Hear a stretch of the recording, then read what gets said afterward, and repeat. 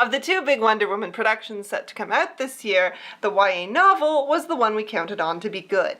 DC has a history of making the same mistakes over and over again, choosing the same director, the same dark tone, rushing productions, not fleshing out their scripts, and trying to do too much at once. It was far more likely that the movie would fall into the same pattern of awful than it was for Leigh Bardugo to write a shitty novel. But it turns out that, for once, DC chose the right director and writers for their feature film and the right writer for their YA novel. Wonder Woman seems to have killer luck. Besides the fact that Leigh Bardugo has not let us down with a book yet, she's also admitted to being a huge Wonder Woman fan since childhood, so she's the perfect person to write this novel. Wonder Woman Warbringer is an origin story separate from the movie. Same great, earnestly good Diana, but a whole different story. Warbringer opens with Diana trying to prove herself in a foot race. She's the only Amazon that has not earned her place on the island because she was born there and it's taking a huge toll on her. As she's running her race, she watches a ship explode off the coast and she decides that, against the laws of the island, she's going to try and save anyone she can. The only person she can pull out of the wreckage, though,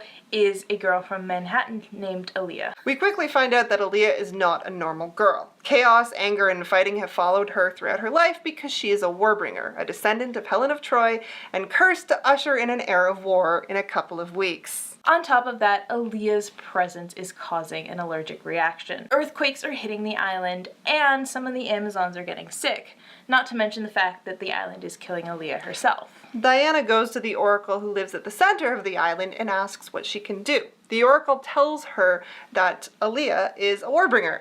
They tell Diana that she should just let the island kill her and everything will go back to normal. Being Diana, though, she can't just stand by and let an innocent be killed.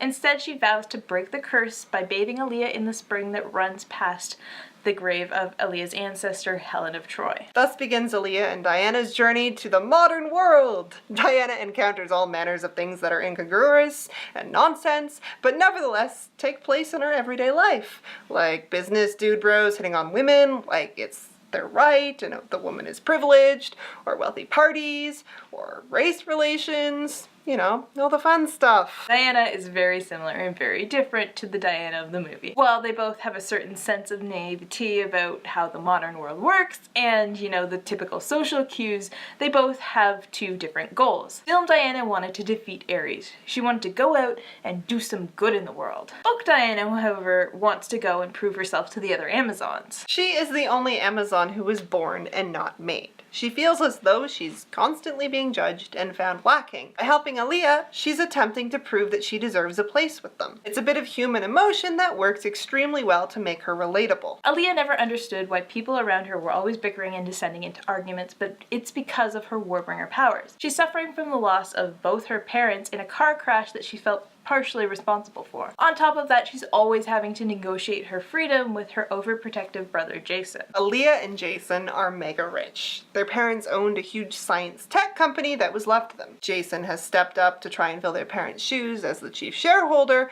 but the company might get taken away from him. He's also ultra focused on keeping Aaliyah safe. Jason is uptight and controlling, which stems from the fact that he had to become the head of the family early in life. He's used to being obeyed and not used to being challenged. Naturally, Diana irks him. Jason is not happy to have Diana suddenly hanging around with his sister with no clear reason for her presence.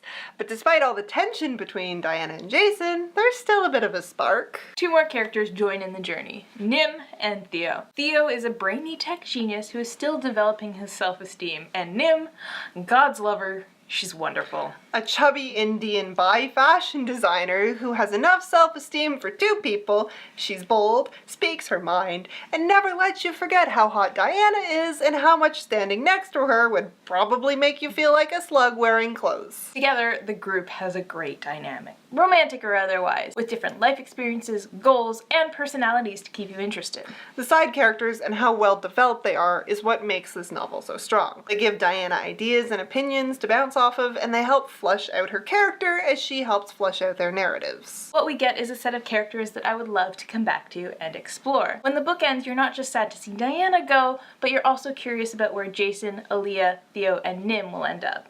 you end up caring about them. Setting-wise, the book isn't terribly dynamic. We spend 100 pages in Themyscira that are honestly like you're on a tour of an amusement park, but the tour guide mentally checked out years ago. Oddly enough, typical non-magic New York is the most interesting section of the book.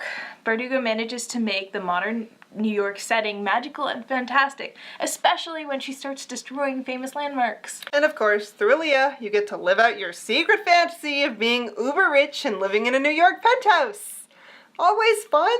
This book could have easily featured a cutout Wonder Woman character running through the novel, defeating bad guys and shouting, "Rah, rah, feminism!"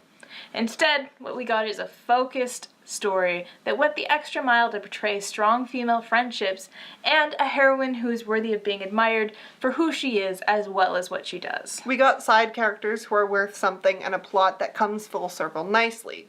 We got a book that we want a sequel for, whether it's tied to the Wonder Woman name or not. DC chose the right author to kick off their Icon series, and the right heroine. Never have I wanted to take up weightlifting more than after reading this book. Diana is my fitness goal. So if you're hesitant to pick up this book because you're afraid it was going to be a half-assed movie tie-in cash grab, you can rest assured Wonder Woman Warbringer is worth your time. Hopefully with the success of her book and the movie franchise, we will be seeing a lot more of Wonder Woman in the future. But as for right now, we count ourselves lucky that we have it as good as it is.